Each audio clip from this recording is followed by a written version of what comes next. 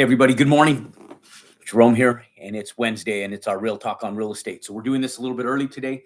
I'm up in Orlando, and we're here for the National Multifamily Summit. And so I wanted to get with you guys early and get you guys some information on how to structure development on a multifamily build. So there's very few people that are down here doing what we're doing. Now, there's developers down here, but every time I talk to them, they're doing single family homes or they're doing little fourplexes, and which is awesome. That's a great place to start.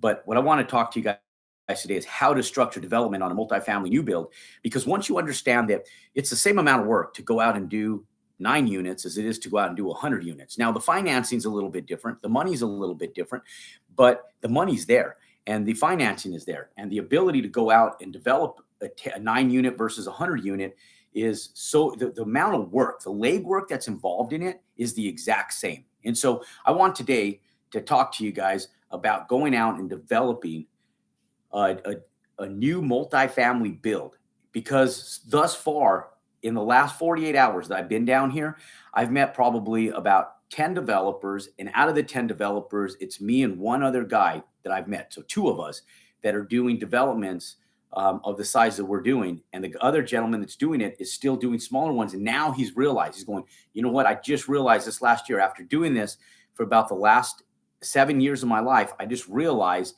that the development process for all of this, once you get past the mental side of the money, is the same for all of it. So I'd rather go after the larger developments because the money's there. People want to invest. If you came here today, the limited belief that there's not enough money out there would just disappear, right? So if you got a membership with the National Multifamily Association and you came out to one of these events one time and you saw the thousands upon thousands upon thousands of people that are here networking, and you realized how many of them are just LPs and GPs, so general partners or limited partners that are just wanting to place their money in multifamily, it's unbelievable. There is so much capital out there that the capital is not an issue because you can raise that capital, go after an institution. We have institutions that are barking down our back. In fact, to get up here to do this live, it took me an hour to get away from an institutional guy that was sitting there trying to smooge me to come back down to their meeting booth to sit down with their CEO to talk to us about financing and utilizing them. And so we have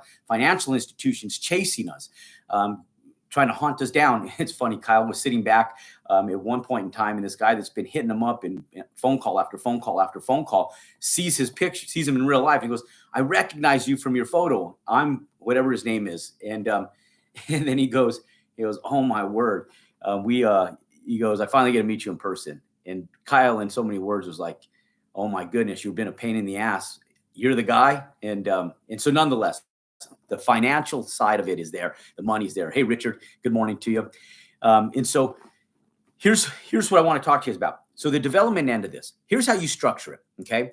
So if we go in, so like, let's take, for example, okay, let's do like a 10 unit deal. Okay. So I'm going to draw this out because I'm a very visual person. Right. So I do a 10 unit deal. I got 1, 2. I do. So let's say we do a mix, 5 and 5, 5 2 beds, 5 1 bedrooms. Okay. So how do you structure this thing where you know how many units you can get on a single piece of land, right? So if we go in, and I'll do this a couple different ways. So you can usually get about 30 to 35 units on a 1 acre parcel, depending on how you develop your land. Okay. So let's call it 30 units per acre. And you can actually get a little bit more. And it's based on a lot of it's based on square footage. So you're going to get about 5,000 to 5,500 square feet. So we call it 5,500 square feet. So per half acre. So you're going to get about 11,000 square feet per acre. Now, this is to meet your requirements in regards to as far as parking and handicap parkings, public works, all of that stuff. And one of the big things when I go in, this is where we start. Before we do anything, I just say, does the land even work, right? So if we're looking for a piece of land, we look for a desirable area. I love looking in areas where there's high traffic counts. If I can get it off of main roads, that's our primary focus is main roads. Why? Because for advertising purposes, filling that property, if it's off a main road, it's significantly easier to fill and stabilize that property than it is if it's on a back road. And so now when the market's extremely good and we have a lot of, now that we have a lot going on and there's a shortage of inventory, it doesn't matter where it is. People are just looking for inventory, right? It's when there's a compressed market and there's not enough inventory, there's too much inventory in the market. You need to have a display of your development someplace where people can see it because it's easy for marketing purposes. So when we go after land, we're going after land that we can see from the road. That's the land that we want to go after first. We don't worry about zoning yet. We just want to see, does the land work? Do I have enough for what I need? So like when I'm going out and I want to do over 100 units, I typically look for 4 acres because 30 units per acre, I'm going to be able to get about 120 units. So I'm always looking for right around 4 acre lots. This way I can go ahead and move and evolve into a unit size that makes sense for me. Now, for those of you guys that are looking to go a little bit smaller, you guys want to get started out with 10, 20 units, look for a 1 acre parcel, even a half acre parcel. Now, I'm going to explain to you guys that once you guys go into this, the exact same process that goes into 10 units goes into 100 units. So we're going to go in, we get about 11,000 square feet. So how can we do this? Let's say that we're doing half and half, 1 bedrooms to 2 bedrooms. 2 bedroom units are going to be under 900 square feet. We'll call it 900 square feet. Okay. Now 1 bedroom units are going to be about 650 square feet. Okay. So plus 650, we're going to divide that by 2, right? Because there's 2 units there. That's on average about 775 square feet per unit. Okay. That's the average. So multiply that. So I'll take 11,000 square feet per acre. And we'll divide that by 775. And that comes out to be about 14 units on that one. Okay. Now, we can go vertical on this. And so that's on a 1-story building. What if you go 2 stories? Well, now you just created 28 units if you go 2 stories. So you do a 2-story building, you can get 2,800 square feet on there, or 28 units on there. So you can go in and get 28 units on a 1 acre parcel. Okay. So that's how I'll go in and I'll structure it. So if I can get 28 units on a 1 acre parcel, so I go 28 times 4, if I'm looking at 4 acres, I can get at least 112 units. Now, once I go vertical, I go 3 stories, which is what I typically do. I could typically fit that 130, 135 on there. I just have to accommodate parking. Now, parking's a big thing.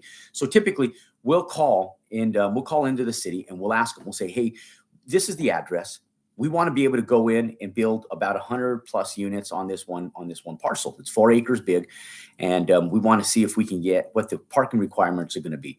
So parking, a lot of times, ladies and gentlemen, for 1 bedroom units, you need one parking spot per unit. For 2 bedroom units, you typically need 1.5 parking space per unit because people have kids and they don't all, not every 2 bedroom unit has 2 cars and 2 automobiles. Now, a lot of this also has to do with public transportation. If there's a bus system that's close by, if there's like a light rail or a subway or something, that's public transportation, public transit, typically your parking requirements decrease a little bit. Where you're in inner city living, if you're in a downtown area, people can ride bikes, people can walk, people can take public transportation. You're not required to have as much parking spaces. So that's stuff that I look into. So typically in dense inner city areas, you don't need quite as much parking spaces. Rural areas, you typically need more parking space because everybody has a car. And so you're going to need more parking space. So there's variables in this, right? So when you're going back in and you're looking at your land, you want to check with the city and say, hey, I have this amount of acreage. I want to do this many units. What would be my parking requirement for 1 bedroom units and 2 bedroom units and heck, even 3 bedroom units, and then get that parking requirement. Now, once you know that parking requirement, you could take that to the architect. Now, most architects that work in this city, you don't have to do all this legwork. Now, I like to teach it to you guys have a mental comprehension of what the architect's doing so you can press them, because a lot of times the architect is thinking in reference to code. They're thinking in reference to what the engineers need, and they're also thinking in regards to aesthetics. Okay, so those 3 things. Now, When I'm looking at, I'm thinking of financial return on investment. I'm looking at dense building to be able to maximize my profits, right? So I want to be able to get as many units on this property as humanly possible to be able to increase my profitability. So let's take, for example, if you're in a city like Phoenix, Arizona, right? You're building something affordable like we build.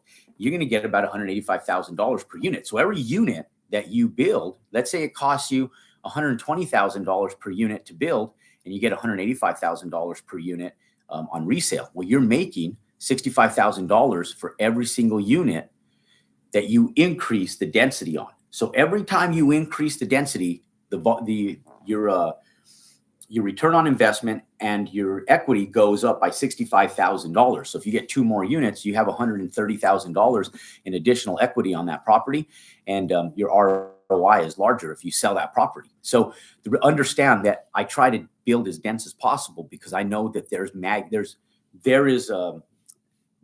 magnitude in numbers, right? When you go in and there's a multiplier in there, the multiplier itself is the power behind going in and developing. So I want to be able to densely build, maximize my land, my space, and everything that I'm doing, so that way I can maximize my return on investment. And so when I do this, I'm sitting back going, okay, I can get about 11,000 square feet of building size per acre of land. And if I do that on average of 775 square feet per unit, that's 14 units. I go too high, that's 28 units. And so now I can get 28,000 square feet. I can get 22,000 square feet of building and 28 units on that. So now, after you know that the land works to be able to underwrite your model, you look at the sales price, you say, okay, how do I assess my sales price? Now, sales price on land is going to be all over the place. When we first started doing this several years back, I would sit back and say, okay, I need to spend at $10,000 per door to be able to go in and make this work. So if I had if I had 100 doors, I was willing to spend $1 million on the land, provided that the land would be able to go in and afford me the ability to do 100 units on it. Now, those days are over. It's going to be really tough to find $10,000 per door. But the one thing that's happened is the rents have appreciated. So now that rents are most rents across the United States now for a 1-bedroom unit are over $1,000 a month for rental income. So now you can go in and pay $15,000 to $20,000 per door and still make a really good ROI. Now, this is on affordable builds. So what I want to talk to you guys about before I get into any of these numbers is understanding the 3 different types of apartments that you would build and the 3 different types of contractors you would use, because there's 3 different prices to be able to build this out. So when you sit back, if you're going out and you're looking at a contractor A versus contractor C, you got contractor A and contractor C, and you're trying to compare these two, there's no comparison. You're not going to be able to do it. So when we go in, what we're doing is we're doing an affordable housing model. Now, we're not certifying it as affordable housing, and there's a reason that we're not certifying it as affordable housing. The reason that we don't certify it as affordable housing is because once you do that, you have rent caps. You can only charge so much in rent to be able on that property. Now, if you do that, you're limited on your return on investment. You limit your growth and your income potential over the course of time based on it being certified, nationally certified, to be able to get tax rebates and so forth. And so our return on investment, when we don't certify it as quote unquote affordable housing, we're able to push rents over the course of time. But municipalities, when you go in and say, hey, we're building an affordable housing model. Okay, now what does that mean exactly? What does an affordable housing model mean exactly? Well, what it means is we're going out, we're building something that's cost effective to build, and we can price compare our rents to like a Class B asset. Now, some of you guys are sitting back, well, what's a Class B asset? So a Class A asset is something that's brand new construction, has all the amenities, and has all the perks, whistles, and everything that happens in 2022 development, right? All the smart home facilities, swimming pools, clubhouses, meeting rooms, you name it, it has it.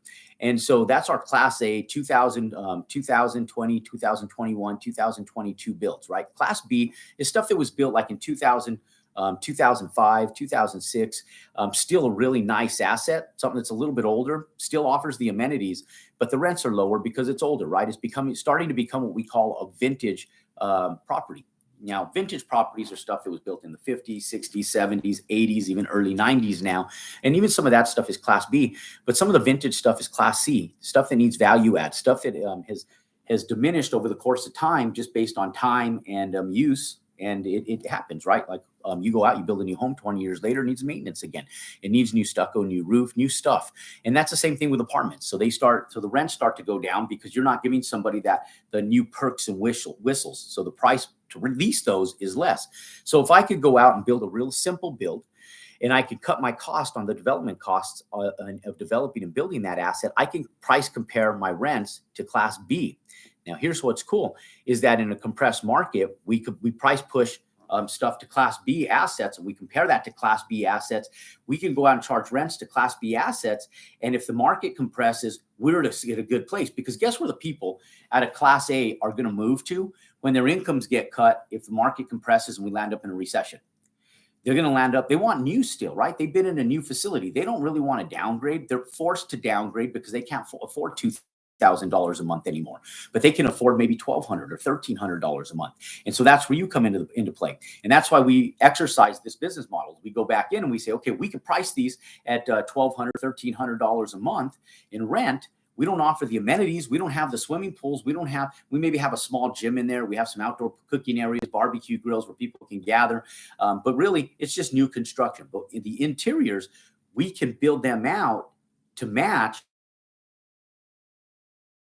what the Class A have, with maybe some minor modifications, but we could still do the hard quartz countertops. We could still put in nice cabinets. We could still do nice shower surrounds in the bathrooms, nice LP floors. We're doing just laminate floors and stuff throughout, and we have that modern feel and look. Now the light fixtures might be a little less expensive, but we have a new construction, something that people want.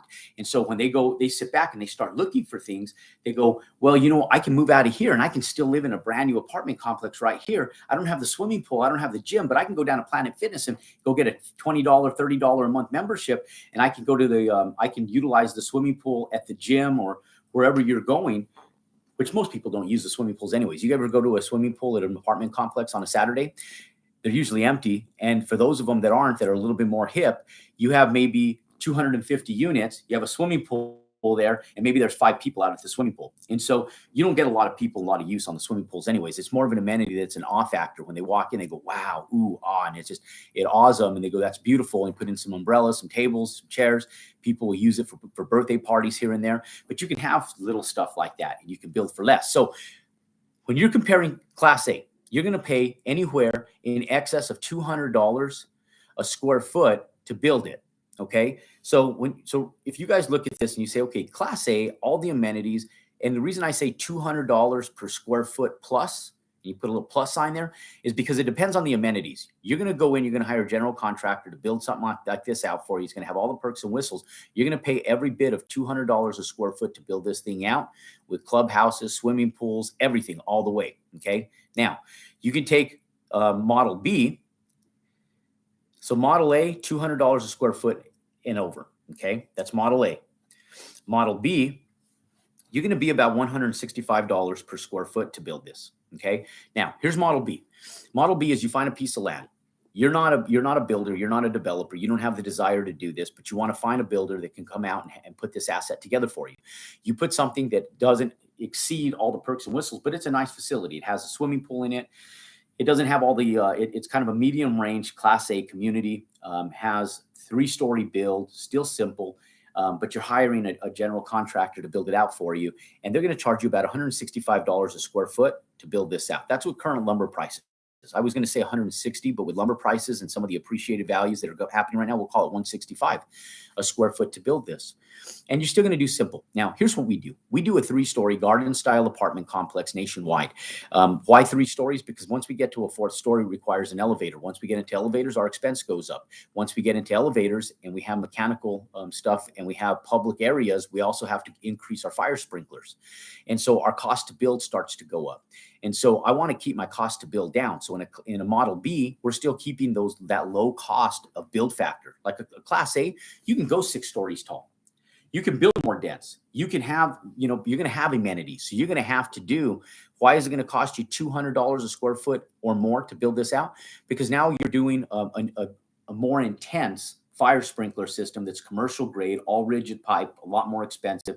The underground work for the anti-siphon valves and all that stuff, the fire sprinkler is a lot more expensive, along with the electrical, the amps per unit, all that stuff goes up in cost. So your cost goes up exponentially once you get into that Class A build with all these amenities and you go up vertically with these builds. So we stay away from that stuff so that we can bring our costs down and we can build a more effective model in a more cost-effective way. So there's methodical reasoning behind what we're doing and why we're doing what we're doing.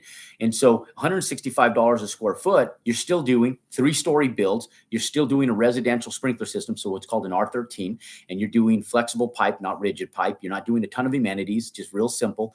And you're able to go in there and build this thing out at $165 a square foot. That's Model B. Okay. Now, Model B, and the reason I give you guys this price is because when you do this and you're sitting down, you're looking back and you're underwriting a deal, you have to sit back and go, okay, what model do I want to exercise? Do I want to exercise a build that's a Model A with all the amenities? Do I want to go in and do I want to have the amenities? Do I want to hire a general contractor so I could dust the work off my shoulders and just pay them $165 a square foot? Or am I going to have to exercise what's called Model C? Okay. So if I do a Model C build, you could build the same asset out at $135 a square foot. Okay, that saves you $30 a square foot of building. That's a lot. So if you're going in, you're building a little templex, and we talked about 22,000 square feet. So 22,000 times $30, that's $660,000 on a little tiny build. So $660,000 in profitability in equity that you put back in your pocket if you exercise Model C. So Model C is what we do. Okay, we do what's a cost plus model with a general contractor. So that's the cost of materials plus labor, and then we pay them typically on average of anywhere between 12 and 15%. Now, if we're going into big builds, we're doing over a $10 million build, we negotiate typically down that cost plus model to about a 12%, 13% return to the general contractor on the cost plus model. Now, typically, I usually underwrite it at 15% because that's about the national average for a cost plus model with general contractors, where you go in, you're managing it. There's more legwork in this. This isn't like a dust this off the shoulders and you go to work and then come back and you have an apartment complex. This is you hire a general contractor and you micromanage and you audit paper. So you're managing the general contractor. You're project managing their productivity, their use of materials. You're auditing paper to make sure that they're not nosebleeding you on labor, on subcontractors. And so there's factors involved in a Model C build at $130 a square foot. But what's your time worth, right? For most people, if this took 2 years, they're not making $330,000 a year, right? Our profitability is $660,000 extra if we do a Class C model. So I like the Class C model because my time's worth that. You know, my office time, the girls in my office, I don't pay them $330,000 a year. So if I'm paying each girl $60,000 a year, $70,000 a year to work for me, which we pay them closer to 60. I still have, if it took me 2 years to build this out, that's only $120,000 in payroll to have them help me facilitate that. And so hence my profitability is still an extra $540,000 of equity in that small little 28 unit build. That was a 28 unit build. So it's 22,000 square feet, right? When we were talking about that earlier in the video. And if you started watching this later, just press repeat, rewind, watch it from the beginning because there's a lot of information at the beginning of this video. If you like the information, you guys want to be notified anytime we have more content just like this, give us a thumbs up, subscribe to our YouTube channel for more content just like this. So look, understand that Model C is what I teach, I preach, and I do. Okay, that's what we're doing. And that's what most people don't do. Now, a lot of people go in. I was talking to Bobby Castro yesterday. Bobby Castro was down here. He's a multifamily guy now, sold his company for a little over $1 billion 2 years ago. And he was over at Driven with us. And anyways, he's now in multifamily. He's deployed that $1 billion, I think like $385 million of his own capital into multifamily now. So he's here this weekend. I was talking to him yesterday. And he's having a property built in Miami right now. And I was talking to him about this property. And he said, and I said, Bobby, we need to sit down. I need to talk to you a little bit about our business model, how we build out multifamily. And he's building out a Model A. Okay. And he's building it out at a 5 cap, which is better because stuff in Miami is selling for like a 3.5 cap. So the way he looks at it is he's 1.5% higher. Now that's if he meets that budget that the general contractor is getting him. And with variables of construction products right now, he might be a hit or miss on that. He might be at 3.5% cap rates anyways, or they may go up. So there's a little bit of a risk factor, but that's a little close for comfort for me. So I sit back and say, if I could stabilize this property at an 8 cap, 9 cap, 10 cap, usually we'd stabilize them at about a 12 cap. I could come in, stabilize this at a 12 cap, and my internal rate of return, the amount of money that I make if I sold that property, the amount of equity I have in there is substantially higher. I'll typically walk into these finished construction, if I do a Model C, with about 40% equity in that property. And so you guys might not be as good as we are because you haven't exercised the general contractor mode or the build mode like we have in past years. And we've been doing it for a long time, but you guys might be in a position where you say, you know what, I might walk in with 30% equity. It's a lot better than walking in with a sub 5% cap rate. And you could still walk out with an 8% cap rate, 10% cap rate on a brand new build. And so the reason that I like this Model C is because my profitability is substantially larger. And I really like the Model B as well. So for those of you guys who are just getting started, you guys want to do a bid model where a general contractor comes in, bids it for you, and you guys you want to kind of brush it off your shoulders. You don't want to be managing paper. You don't want to be managing bids. You don't want to be managing the general contractor and be on top of their shoulders. And it's not your personality to be driving somebody. Well, then do a Model B and just underwrite it that if the build is going to cost you somewhere thereabouts $165 per square foot for a simple build, 3-story, garden style. Don't go in excess of 3 stories. And don't worry about all the extra amenities. When you pave that parking lot and you have those brand new curbs and gutters in there, and you have a little bit of landscaping with the brand new little trees staked out in the parking lot, you've all seen them in your neighborhoods. When you go out to these new developments, we've all driven by them when they're brand new, right? You get the little tiny twig tree with a little bit of leaves on it with the little stakes on them, the gravel in the medians, and brand new concrete. It looks pristine. You don't see a bunch of oil stains in the parking lot. The parking lot is lush and black, smooth, and finished out really nice. And you got this brand new apartment complex, and you got your little A for building A, B for building B, C for building C, and you look around, you go, wow, I did that, right? And you get excited. Other people do as well. And so when you get tenants in there, they're going, wow, this is new. And everybody loves new, right? Like even if you have a 3-year-old car, you're looking at the same model car that you bought 3 years ago. And you're going, wow, I wish I had that new bumper. I wish I had that new style of grill. I wish I had those new curves on my fenders. And you sit back and go, wow, I should upgrade to the newest, the latest, and the greatest, because everybody loves that feeling, right? If you're a car person, obviously. There's some people on here who go, that isn't me. I'm driving the same Honda Civic that I drove in 1992 in high school that I am today, and I'm fine with that car. I got family and cousins like that, and that's what they do, right? I have friends like that.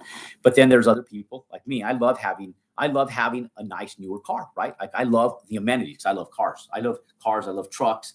And so I love having that new feel, right? Like I don't have to go out and have the most expensive. I just love that new feel, the new body style and everything. And a lot of people love that stuff. So it's a marketing tag on your property when you're building and developing it. And that's why I love it, right? That's why I love it. So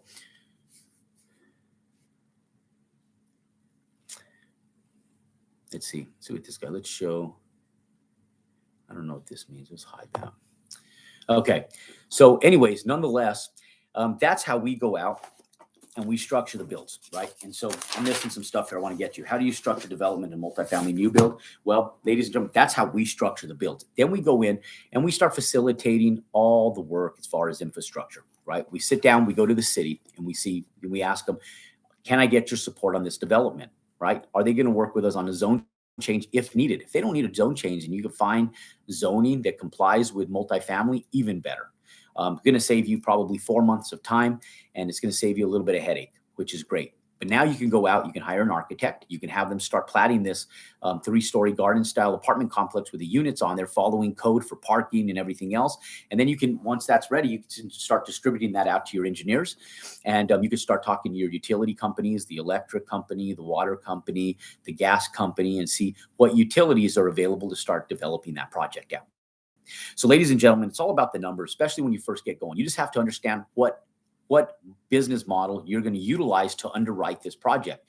And before you get into all the perks and whistles and all the analytical technical part of building a multifamily development, you need to make sure that the numbers work first. So where we always start off is exactly where we did in this video.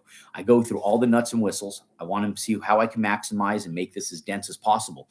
One thing that people do wrong, and I'm going to sit here and I'm going to tell you guys, the biggest factor that the biggest mistake and the biggest factor that makes people's variables decline is the fact that they're trying to play it safe. Everybody's trying to play it safe. And what I mean by that is they'll take a 2-acre parcel and they'll say, I'm just going to do 10 units on this. And if it works out good, I'm just going to test the water. Like it's cold water. I'm going to stick my foot in and just get my toes wet. I don't want to jump in full fledged. Ladies and gentlemen, jump in. As soon as you jump in the water and you go into a swimming pool, how many of you guys have went in slowly and you're sitting there shivering, right? And you're cold. Well, that's the same way you do in development. When you go in small and slow, you sit there and you go into hyper shock because you're doing it so slow rather than just jumping in, right? Like we go to a place up called Pagosa Springs where there's a river and you can actually go into the hot springs that are like 108, 120 degrees. And then you can walk down the steps into the snowy San Juan River and it's ice cold. And it's like shocking. Ladies and gentlemen, you don't go in there and tippy toe into the lake. You just go in and you immerse yourself into that lake. And you would think that your body would go into hypershock. It doesn't. It's actually relaxing and refreshing. And once you get in there, it's not even as cold as you think it is. And it's the same thing as a swimming pool. You just jump in and it's not even ever as cold as you think it is. And your body acclimates a lot quicker. So what I always tell people, stop playing it safe. Stop going into a 2-acre parcel and saying, I'm going to test out the waters with 10 units. And if it works okay, I'm going to do another 10 units.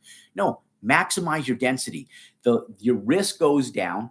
Your variability for profitability goes up substantially when you start building more dense and just maximize it. I promise you will find the money, because if you put a project like this together and you cannot find the money and you guys DM me and you come to me and say, Jerome, I found the land works. Here's my business model. I followed your directions. I can get 28 units on this little parcel. And I had an architect just plat it for us. Here it is. I'm sending it to you in a PDF. I just want you to look at it and see. And this is what the elevation is going to look at. This is what we're thinking of. I may come back to you and say, hey, let's change and modify this, and this to maximize our profitability. But damn it, good job.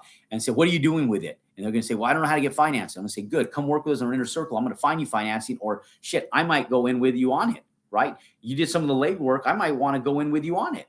Now I like going in 100 units or more, but if it's all done and it's a viable project, point being is that once the project's there and you haven't pussyfooted, you haven't went in there and started tippy-toeing into the water, and you go back in and you sit back and you've maximized your profits, you maximize your lands for your return on investment, you go back to any investor that knows multifamily or just knows investing, they're going to sit back and say, I want in on this. Now they're going to sit back and say, do you have the capabilities of putting this together? You may need to partner with somebody that has that experience. But if you have a good general contractor and you've already done the legwork and you say, you know what, I've done the legwork. I've already done this.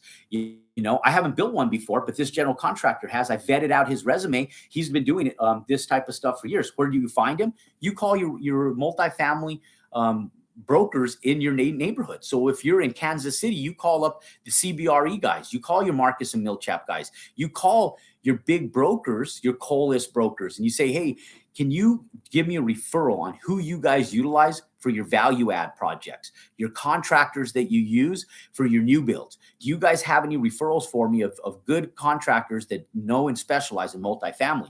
You get them on the phone, then they give you names. You go out and you search for their phone numbers. Most of them will give you their phone numbers. And then you go out and you vet those contractors to go out and bid these projects for you.